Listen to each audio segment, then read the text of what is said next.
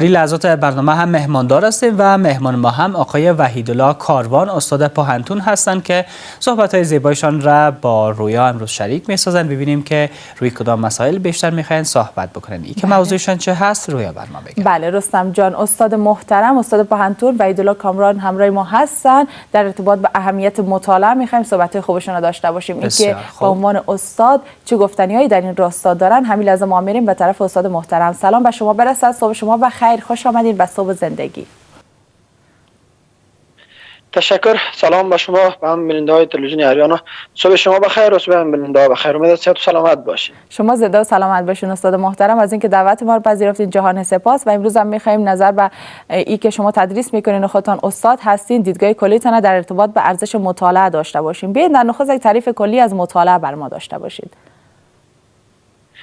در کل مطالعه یک روشی برای افزایش معلومات یا گرفتن معلومات یا جمع‌آوری معلومات هست.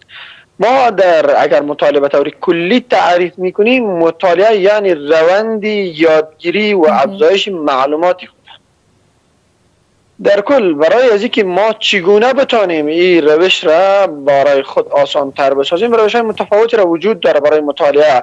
مثلا در ذات خود مطالعه یک روش هست، اما با وجود از این روش های گوناگونی را هم دیگر هم برای از این داریم که ما بتانیم این روش را برای خود پیاده بسازیم یا عملی بسازیم برای خود. مطالعه نه تنها در جهان امروز اهمیت بسیار زیادی را داره، بلکه اگر بگوییم جایگاه بسیار بلندی را هم داره. کسانی اگر میخواین مثلا برای شخصیت و ویژگی های منحصر به فرد خود باشه، باید روی مطالعه خیلی فوکس داشته باشه. دقیقاً استاد محترم، واقعا نکات مهمی را اشاره کردیم و همچنان یک تعریف کلی و مختصر در ارتباط با مطالعه.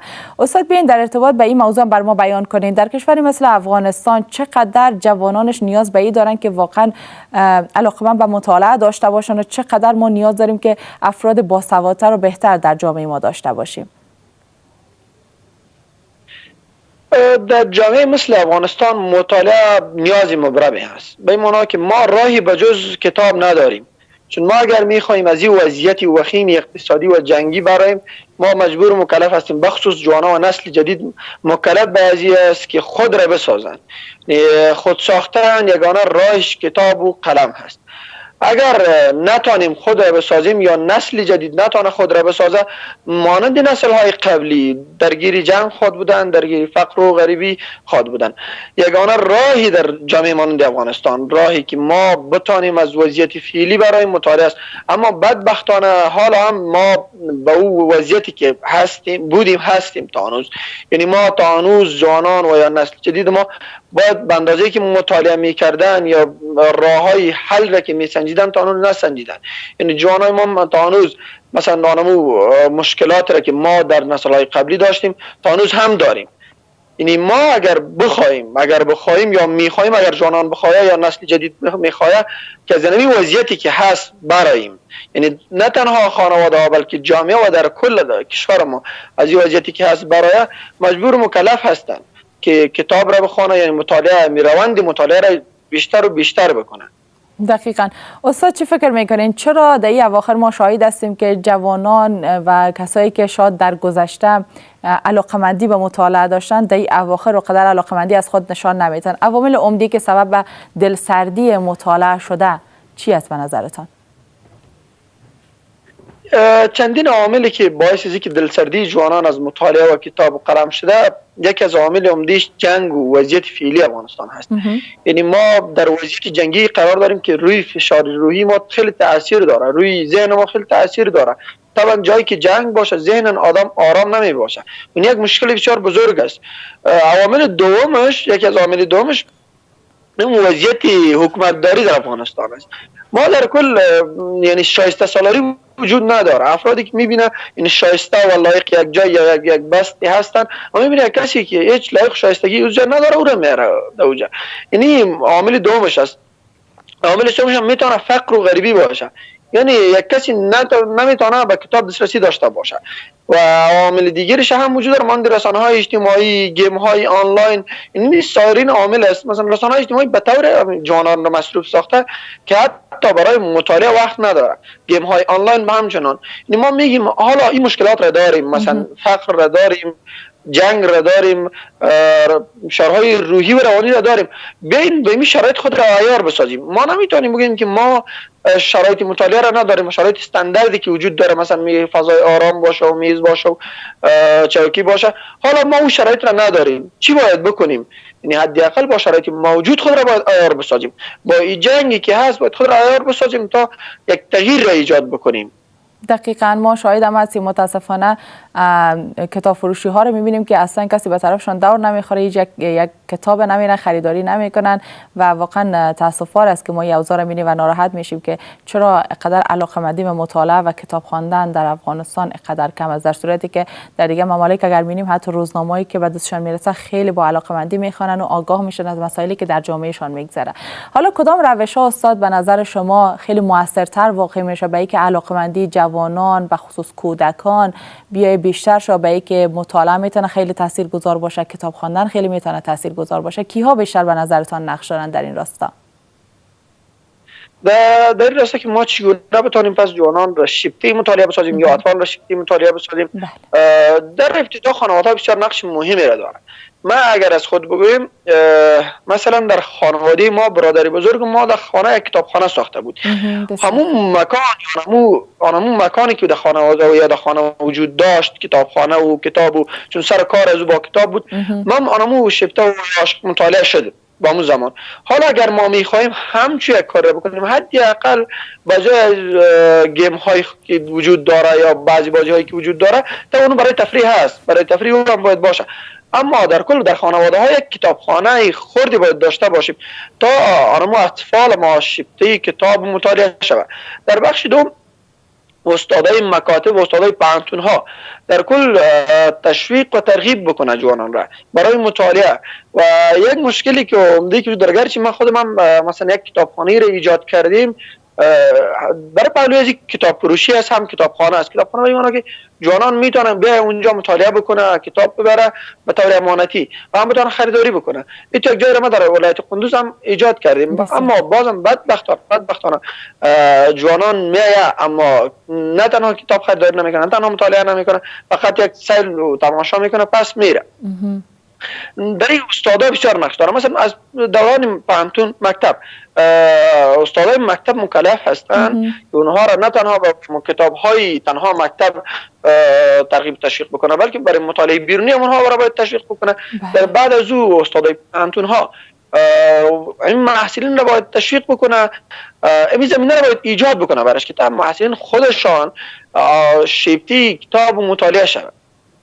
دقیقاً استاد، و واقعا به بسیاری از نهادها هم برمیگرده که در این راستا بیان توجه داشته باشند و وظیفه استادا خود دیگه گپ جداست که وقتی در پانتون درس میدن، وقتی که در مکتب درس میدن، حداقل به همون شاگردایشان و محصلینشان بیاموزن که در کنار مسائل درسی و کتاب‌های درسی دیگر کتاب‌ها هم میتونن تاثیرگذار باشه. اینکه کدام کتاب‌ها واقعا استاد میتونه ما رو بهتر و خوبتر برسانه؟ فکر می‌کنین کدام کتاب‌ها بهتر است برای مطالعه، برای جوانی که می‌خواد رشد فکری بالاتر داشته باشه؟ ما در کل دو نوع کتاب ها داریم فعلا در بازار. کتاب های مسلکی هست، یکم کتاب های مثلا بازاری هست. ما به نام کتاب های بازاری میشناسیم. کتاب های هست که اصلا موضوعات مهمی را نداره، فقط یک نام بسیار خوبی برش مانده و پوش بسیار خوب برش دیزاین کرده به نام روانشناسی. کتاب های سایر کتاب های هست که اصلا هیچ نقشی را نداره در شخصیت سازی. در پهلوی از ما کتاب های مسلکی بسیار زیاد داریم. مثلا یک کسی از حقوق فارغ است، باید کتاب‌های مسلکی خود را در مسلک خود بسیار دست بالایی داشته باشه. کسی از ادبیات فارغ است، او باید در مسلک خود دست بسیار بالایی داشته باشه. یک کتاب‌های عمومی برای مطالعه است. عمومی برای مطالعه مثلا کتاب‌های شخصیت سازی است، کتاب‌های معلوماتی است، مثلا کتاب‌های تاریخی است. این را در کل هر جوان میتونه مطالعه بکنه. با جزو بیشتر شما اشاره کردین، از برمیگردیم به حرف شما. مثلا نه تنها استادا و خانواده نقش داره، بلکه جامعه مدنی بسیار نقش مهم در ازی که بتونه جوانان را دوباره به مطالعه تشویق بکنه، بلکه کمپاین ها را میتونه برای بندازه. مثلا کمپاین ها برای مطالعه، حتی کورس ها میتونه، حتی کتابخانه ها میتونه در این نقش داشته باشه. مثلا مسابقات بین جوانان برگزار میکنه برای کتابخوانی. این بسیار نقش ارزنده و هم داره. دقیقاً استاد اهمیت مطالعه را بیاین حالا بالایش صحبت کنیم که موضوع کلی برنامه ما هست، چرا که بعضی از توضیحات هم می‌خواستیم از شما داشته باشیم ما به دست آوردیم. واقعا فردی که همیشه مطالعه میکنه، فردی که دنیای خودش با کتاب و مطالعه سپری میکنه، چقدر تونسته در زندگی خودش موفق باشه، چقدر تحولات خوب تونسته ایجاد کنه.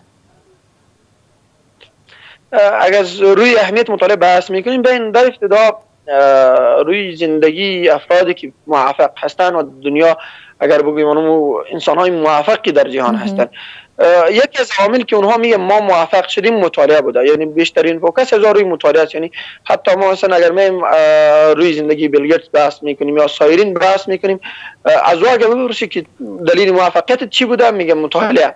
یعنی ما حالا از اینجا میتونیم اهمیت مطالعه را درک بکنیم.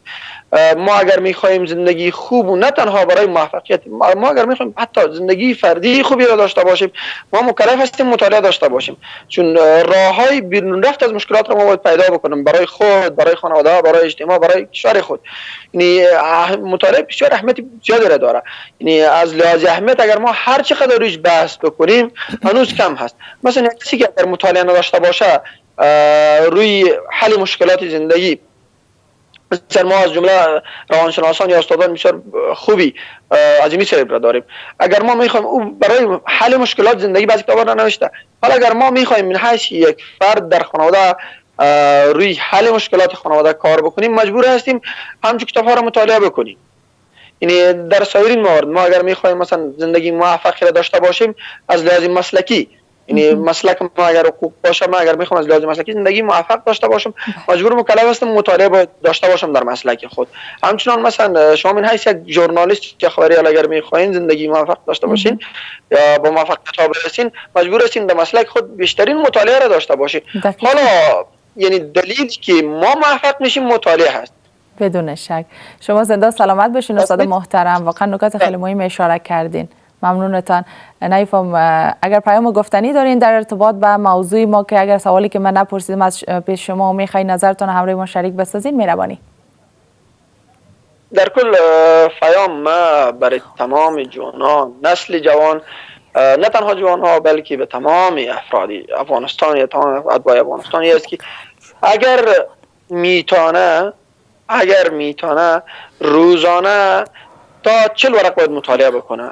یگانه راه ما از این وضعیت، یگانه راهی که ما بتونیم از این وضعیت بیرون شیم کتاب و قلم هست. یعنی یگانه راهی که ما میتونیم از جنگ، از فقر، از بدبختی براییم کتاب و قلم هست. یعنی بتونین کتاب مطالعه بکنین، نویسندگی بکنین. یعنی بجز این راهی را نداریم، ما بجز راهی کتابخوانی و مطالعه نداریم که از این وضعیت براییم. یگانه راهی برآمدن ما از مشکلات، از فقر، از جنگ نیست که ما باید کتاب بخوانیم و خود را در جایگاه بسیار بلندی قرار بدیم. تشکر استاد محترم. جهانی سپاس از صحبت‌های خیلی ارزشمندتان که در ارتباط با اهمیت مطالعه همراه ما شریک ساختین. وقت خوش برتان می‌خوایم. خدا نگهدارتان. برای شما وقت خوش. سلامت باشین.